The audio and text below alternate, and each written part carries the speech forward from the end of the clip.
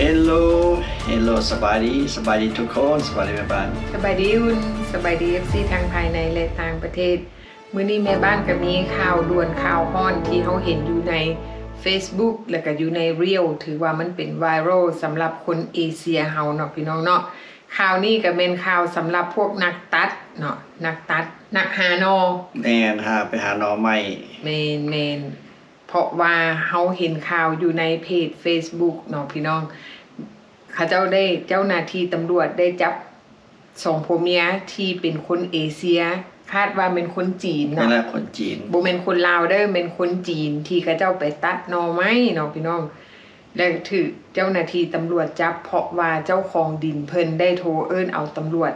มาจับได้ของกลางมีหน่อไม้จำนวน24หน่อแม่น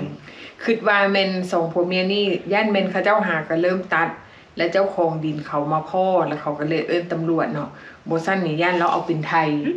แม่นเป็นไทยแม่นเพราะว่าตามที่เฮาเคยเห็นเนาะที่หลายๆคนลาวเฮา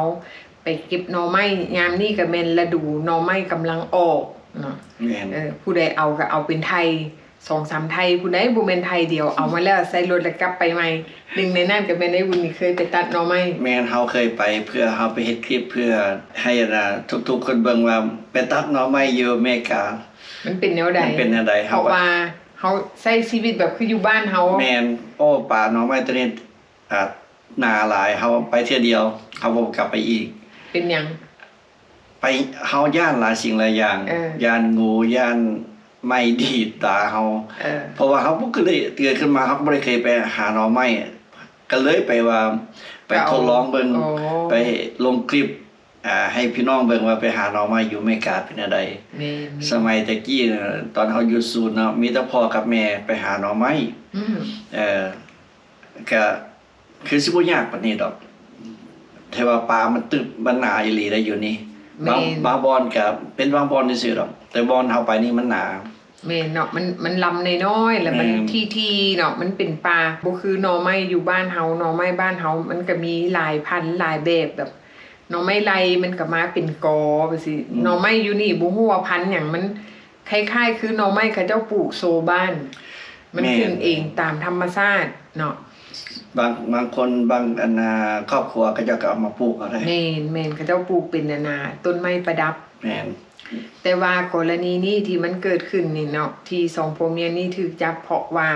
เขาเจ้าไปเอาหน่อไม้อยู่สถานที่ที่ว่ามันเป็นเขตห่วงห้ามโดยที่เขาเจ้าปักป้ายไว้แล้วแต่ว่าเขาเจ้าบ่เห็นเฮาสิฮู้เนาะป่ามันกว้างแม่นป้ายเห็นก็อยู่บ่อนนึงแล้วเฮาก็ไปเข้าอีกทางนึงเฮาสิฮู้เนาะก็คิดว่าทุกคนก็ไปเอาได้เนาะแม่นแต่ก็บ่แม่นซะแม่นเพราะว่าบางคนคือคนเมกาเนาะพี่น้องเขาเจ้าอาจจะแบ่งแยกสีผิวถือคนที่แบบว่าสั่งคนเอเชียเนาะบังเอิญบัดนี้คนจีนอีกบัดนี้แฮงตื่มตอนไปอีกแม่น2อันที่เขาเจ้าไปเอาหน่อไม้นี่ก็อยู่รัฐ North Carolina อยู่เมือง Wake County เนาะอยู่county ก็อยู่คล้ายๆเมืองบ่แม่นอยู่ในเมืองคล้ายๆกับบ่ได้ออกนอกเมืองปานใดก็สิอยู่ในตัวเมืองอเมริกาบางคนก็เจ้าก็ห่วงห้ามอีหลีได้สิ่งที่อยู่ในดินอยู่ในproperty เขาเจ้านะขนาดหญ้าซื่อๆเฮาไปเหยียบก็บ่ได้แม่นเขาเจ้าแบบว่าเขาเจ้าใช้สิทธิ์ในความเป็นเจ้าของโดยที่คันบ้านเฮาก็สิว่าโอ้ยห่วงกระดักกระดอแท้เนาะหญ้าซื่อๆเนาะไปเหยียบก็บ่ได้แม่นแต่ว่าอยู่บ้านอันนี้สิทธิ์ของเขาเนาะยกตัวอย่างว่าคือเขามาเหยียบหญ้าบ้านเฮาจังซี่เฮาก็มีสิทธิ์เอิ้นตำรวจมาจับเอาหรือว่าแม้กระทั่งคนมาเคาะประตูบ้านเฮาก็สามารถเอิ้นตำรวจมาได้แม้กระทั่งคนเข้าเฮือนเฮาโดยที่บ่ได้รับอนุญาตเจ้าเข้าไปสุ่ม4สุ่ม5หรือว่าลงทางเจ้าอาจจะถูกเขายิงเสียชีวิตโดยบ่ฮู้โตเนาะเพราะว่าที่ผ่านมาเฮาก็ได้ยินข่าวว่าคือมีคนคนลาติโนคนแม็กที่เราเป็นhousekeeper เราเป็นคนทำความสะอาดบ้านแม่นเราเป็นคนทำความสะอาดบ้านเราไปเคาะประตูผิดเฮือนเนาะไปผิดหลังถูกเจ้าของบ้านเอาปืนมายิงเสียชีวิตทิ่มละล่าเนาะอันนี้ก็เป็นอีกตัวอย่างนึงที่เฮา เอามาเล่าให้ทุกคนได้ฟังและอีกอย่างหนึ่งคนลาวเขาอาจจะคิดว่าป่านี่เขาเคยไปนะปีกายนี่เขาเคยไปมากับหมู่บักหลายๆคนม่วนแต่งหอเข้ามากินพร้อมปีนี้อาจจะบ่ได้เนาะเพราะว่าเขาก็บ่ฮู้ว่าบอนใดที่เขาเอาได้หรือเอาบ่ได้เพราะว่าเขาเจ้าก็บ่ได้ปักป้ายเห็นมันอาจจะมีแต่เขาบ่เห็นแม่นอันนี้เขาก็มาเตือนกันเนาะเขาก็บ่คุ้มค่าเลยคือ2ผัวเมียนี่61กับ65ปีเนาะที่เบลบอนก็ที่ปรับใหม่ก็$5,000 5,000หรือ500 5,000หรือว่า500แม่นๆเฮาก็บ่จื้อเนาะระหว่างนั้นล่ะเพราะว่าก็มาตักเตือนให้กันซื่อๆเนาะก็บ่คุ้มค่าเด้เจ้าก็มีแต่เอาสาวปลายนอซื่อเพราะว่าย่านเม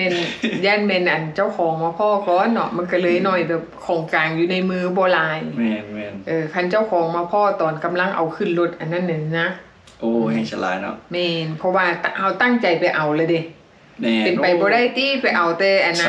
สาวนอแล้วก็กลับมาบ้านเอาแต่พอแก่โอ้คันเฮาเพิ่นสำหรับเฮาไปเห็นเฮาก็เอาเต็มใจพุ่นแล้วแม่นจนเอาไปเต็มเป๋า2เป๋าพุ่นแล้วเอามาเพื่อหมู่พร้อมได้หั่นโอ้ยบางคนก็เพื่อขายพุ่นแล้วเนาะพี่น้องเนาะเพราะว่าอันนี้มันถือว่ามันระลึกถึงแบบอาชีพของเฮาแต่ยังน้อยอยู่บ้านเฮาอยู่เมืองลาว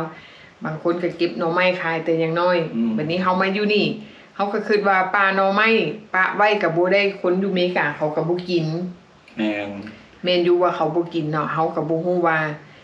บอนที่เฮาไปเอามันอาจจะเป็นสถานที่ที่เป็นเขตห่วงห้ามหรือว่าเป็นป่าสงวนหรือว่าเขาปลูกไว้ขายบ่อันนี้เฮาก็บ่ฮู้อันนี้เฮาก็บ่ฮู้เพราะว่าฉะนั้นเฮาบ่ควรเอาเลยแม่นเนาะเลิกอาชีพสิแนวนี้ซะเนาะพี่น้องเนาะอาชีพไปหาหน่อไม้นี่เพราะว่าหยังเฮาย้านเนาะอันนี้แม่นเตือนเนาะเตือนพี่น้องลาวเฮาอยู่ต่างประเทศอันนี้เฉพาะอยู่ต่างประเทศเนาะบ่ว่าอยู่ประเทศใดการไปหาหน่อไม้นี่ให้ต้องระวังไปหาหน่อไม้บ่ไปเก็บเห็ดบ่คือสมมุติว่าเฮาไปเก็บเห็ดเนาะบางครั้งแบบฤดูที่แบบว่าเริ่มยามร้อนออกมาฝนตกแล้วก็เห็ดออกมานี่เฮาไปซอกเห็ดเฮาอาจจะหลงเข้าไปในสถานที่ที่เป็นเขตห่วงห้ามอยู่บ้านเขาโดยที่เฮาบ่ฮู้บังเอิญเจ้าของเขามาพ้อเขาเอาปืนยิงเฮาบ่ผิดเด้เนาะบ่ผิดแล้วเพราะว่าเฮาเข้าไปอยู่ในเขตของบ้านเขาพระเจ้าได้แม่นแล้วบ่ได้รับอนุญาตแม่นอันนี้ก็เห็นหลายคนได้ที่เขาเจ้าถูกยิงแบบนี้นะที่ไปพวกไปหาของป่าอันนี้ก็ฮู้ยินทุกปีทุกปีที่เขาเจ้าแบบมีการยิงกันคือยิงแบบบ่ฮู้ตัวมันอย่างนี้ล่ะแม่นก็เพราะฉะนั้นทุกคนน่ะก็ให้ระมัดระวังก็ตามใจเนาะอันนี้เฮาก็มาเตือนกันสติกันซื่อๆก็เว้าบ่ได้ให้ย่านก็มาเตือนกันเพราะว่ามันเกิดขึ้นแล้วเนาะบางคนว่าโอ้ยมาเว้าให้ย่านหรือบ่ย่านเฮาก็เห็นตัวอย่างแล้วอันนี้ก็เป็นตัวอย่างที่ดีที่เขาเจ้าออกข่าวมาให้คนเฮาได้ฮู้ว่าโอ้การไปหาหน่อไม้นี่มันก็เป็นเรื่องเป็นราวเนาะถูกจับติดคุกติดตารางได้เพราะว่าเฮาอาจจะคิดว่ามันเป็นเรื่องน้อยๆสำหรับเฮาแต่ว่ามันเป็นเรื่องใหญ่สำหรับคนอเมริกาแม่นแล้วอาจจังได๋ก็บัดนี้เฮาไปเอามาแล้วเฮาสิบอกว่าโอ้ค่อยขอได้บ่อันนี้เอาแล้วจังครอบก็บ่ได้คนอยู่บ้านอันนี้น่ะเขาก็สิว่าอ้าวตอนเจ้าสิมาเอาเป็นหยังเจ้าบ่ขอค่อยก่อนเจ้าเอาค่อยมาเห็นเจ้าแล้วเจ้าจึงมาขอมันหมายความว่าจังได๋แม่นมันหมายความว่าเฮามาแก้ตัวตามภายหลังบ่ได้เนาะแก้ตัวน้ำคุณบ่ได้เพราะว่าหลักฐานคามือเฮาก็บ่ฮู้ดอกว่าสิเกิดขึ้นตะกี้ว่าคนลาวเฮาถูกปรับใหม่เลยเกี่ยวกับไปหาหน่อไม้บ่ไปหาต้นตัดนั่นตัดนี่อยู่ป่าแต่อันนี้ก็ครั้งทำวิทย์ที่เฮาได้รู้จักได้ฮู้ยินแม่นก็เลยกันเลยสะเดือดใจขึ้นว่าเฮาก็ต้องมาเตือนกันให้ทุกๆคนฮู้ให้ทราบว่ามันก็ผิดกฎหมายของพระเจ้าคือกันแม่นคือเห็นตอนในอุ่นปีกายนี้เนาะไปเก็บหน่อไม้เนาะโอ้ไปกับม่วนน้ำโมเนาะเอาใส่ไทยลากออกมาพุ่นน่ะม่วนเนาะโอ้คันเขาจับได้ตอนนั้นเนี่ยมันเสร็จเลยเนาะเสร็จเลยแม่นอันนี้เฮามาฟังเบิ่งมันคือเป็นเรื่องตลกแต่ว่ามันก็เป็นเรื่องจริงที่เฮาเอามาเล่าให้ทุกคนได้ฟังผู้ใดเป็นนักหาหน่อไม้นักตัดหน่อไม้ เวลาเฮาสิตัดสินใจไปตัดหน่อไม้บัดนี้เฮาก็ต้องได้คิดพิจารณาว่าเฮาควรไปหรือเฮาบ่ควรไปเนาะเพราะว่ามันบ่คุ้มค่ากับค่าปรับใหม่ซ้ำบ่นำถูกจับอีกแม่นเสียเงินหลายไปหลายคือสมมุติว่าไปซื้ออยู่ห้างนี่$30สิก็เฮาก็กินได้ละแกงหม้อนึงได้ละแล้วอีกอย่างนึงเขาต้องระวังเพราะว่าช่วงนี้เนาะกฎหมายบ้านเมืองนี่มันก็ขึ้นลง1วันพันเหตุการณ์บังเอิญเฮาถือบัตรเขียวอยู่ในมือเฮาไปหาหน่อไม้เฮาคิดว่าเฮาบ่ได้ไปลักของไผอาชีพสุจริตผัดไปเอาแล้วถึงเจ้าหน้าที่จับเขาตั้งข้อหาว่าลักทรัพย์แม่นต่อก็เป็นข้อหาแทนลักทรัพย์แม่นถือว่าข้อหาลักทรัพย์เฮาอาจจะถูกเพิกถอนการถือบัตรเขียวก็อาจจะเป็นได้คันเขาตั้งข้อหาให้เฮาเนาะเพราะว่าเดี๋ยวนี้เขาบ่มักคนเอเชียเฮาอยู่แล้วเขาอาจจะยัดเยียดข้อหาให้เฮาน่ะได้ทุกรูปแบบเนาะแม้แต่บางคนเนาะคือรถอุบัติเหตุเนาะรถต่ำทั้งที่เขามาต่ำเฮาเขาผิด 100% ชนะคดีไปแล้ว5 ปีต่อมาเขาไปฟื้นคดีคืนไปปี้นคดีคืนก็ยังได้เนาะแม่นอันนี้ก็ที่คนลาวเฮาคือกันที่เฮาก็ได้เว้ากับFC เฮาคือกันที่เพิ่นมาเล่าให้ฟังอันนี้เพิ่นไปเจอแท้เพิ่นบ่ได้มักยากหยังหลายเพิ่นก็จ่ายเงินไปซะจ่ายเงินส่วนหนึ่งที่บ่อยากให้มีเรื่องมีราวถึงสิจ่ายเงินไปแต่ว่าคดีก็ยังติดโตแม่นเพราะว่าเจ้ายอมรับได้บัดนี้แม่นแล้วเนาะอันนี้ทุกคนก็ต้องระวังเพราะว่าช่วงนี้ไปใส่มาใส่ระวังเฮ็ดหยังก็ต้องได้ระวังไปเบิดเนาะพี่น้องเนาะก็อดเอาเนาะอดเอาอีก2 ปีเนาะอีก2 ปีเฮาก็บ่ฮู้ว่าหลังจาก2 ปีผ่านไปแล้วคนใหม่มามันสิเบาหรือมันสิหนักเนาะอันนี้เฮาก็บ่สามารถคาดเดาได้บางครั้งนโยบายต่างๆเขาอาจจะเก็บไว้ถ้าหากว่ามันเป็นประโยชน์สำหรับเขาเนาะอันนี้เฮาก็รอฟังเบิ่งไปนำกันเนาะพี่น้องเนาะแต่ว่าสิ่งสำคัญก็คือ